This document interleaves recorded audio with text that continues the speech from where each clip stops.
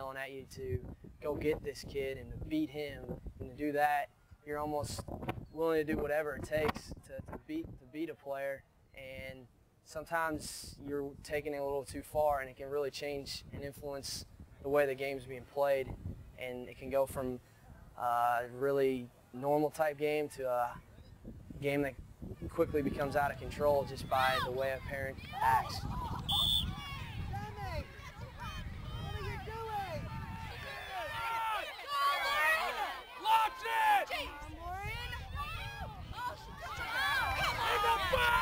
When the parents act up, it affects the play of the game, and the fact that the parents don't realize that the least little bitty thing that's said is, hey, you know, don't let them push you off the ball, or get them next time. Well, the player starts thinking about that, and then as a result, I've found out that better than 60% of the time that player commits a foul within the next 2 minutes or the next time they come near somebody, because the parent has said, don't let them do that to you, so they don't want to let them do it, and they'll push them. When parents start yelling, you might be on a total different part of the field, so you don't even know what they're yelling at. It might have been like a little shove on the other side of the field, so you're turning your head to see what's happening over there, and then the ball might be by you and you won't even notice it because you're so worried about what the parents are yelling about over there, and you might not even be anywhere near them. You got him! Oh, he's got him in the box! You guys got his jersey! How can you not see that right there? Even I can see him holding his shirt by the sleeve. I didn't think it was a new rule. Good job. Nice job. That's true. Good job, man. Good job. Hey, Mark. Good job. Oh, come on.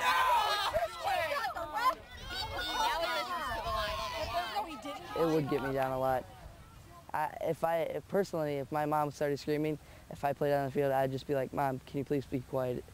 And if she didn't, then I'd just, I guess, get mad, and then I would ask to be subbed off and not play, and just be like, Mom, see, I won't play if you scream at me.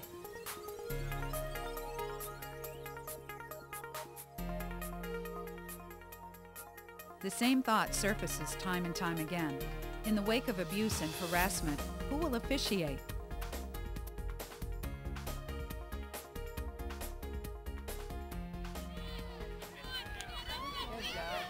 That's a goal kick. No way!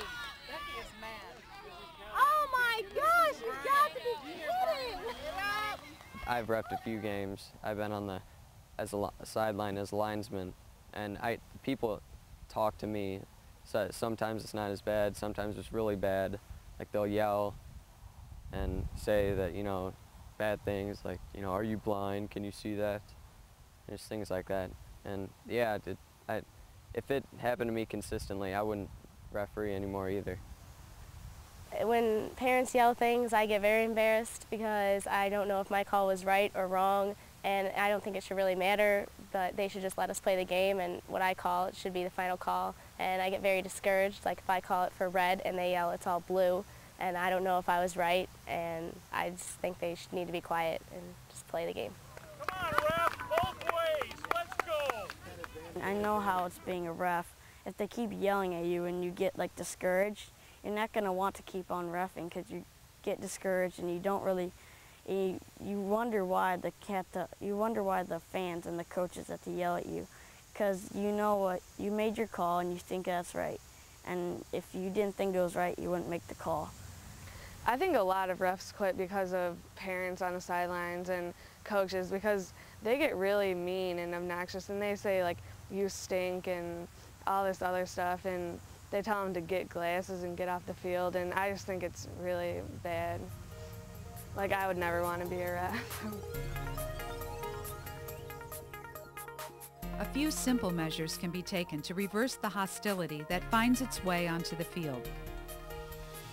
What would make soccer more fun for me is if the parents, even of opposite teams, got along at the games and maybe all sat together, and then they cheered on for both teams, and it wasn't, I know there's going to be some competition, but maybe just at the games there wasn't, but at tournaments there was competition.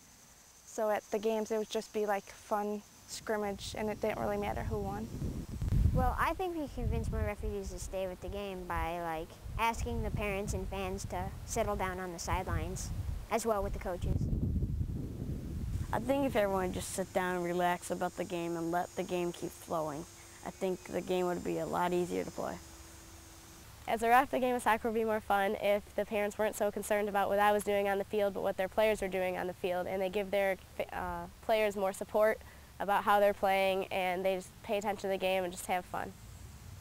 If you were a parent, I would just tell you to be quiet during the game and let the kids play, and they would play so much better, and it would just make it a lot more fun. And in the long run, there would be a lot more kids playing soccer and a lot more refs reffing, and it would just make the whole program better.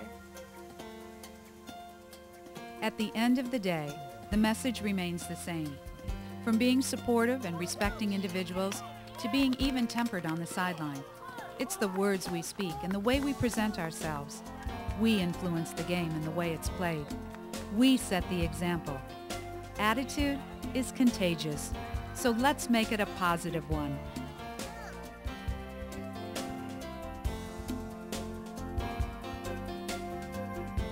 My mom actually doesn't usually yell at me, because if she does, I just tell her to be quiet because she has no reason to tell me what to do, because I'm playing the sport, and I don't think she knows how it feels to be out on the field. And if they were more educated in the game, then they probably wouldn't yell out most of the stuff they yell, and so it might give the kids a better chance to do better in their game. They're already stressed out, they're already mad at something, so they just get mad at someone else, something else, like a referee or a player or coach when out on the field. When you got parents going back and forth against each other and then yelling at their kids, especially when they do have a qualified coach that's teaching them one way and their parents are telling them to do another way. You know, when I leave the field, I think, I'm sorry that team has to listen to that day in and day out. I'm sorry they have to go home with those parents. I really am. I mean, that's harsh to say, but the reality is they're going home to that environment, and you know, does anyone really need to hear that? No. If the parents or fans, if they don't have anything good to say, then don't say anything. As my mom being a coach and a parent, I'm more comfortable with her being a coach because she's on the other side and she knows what she's going to say. And she knows if she says something bad that it could affect her whole team.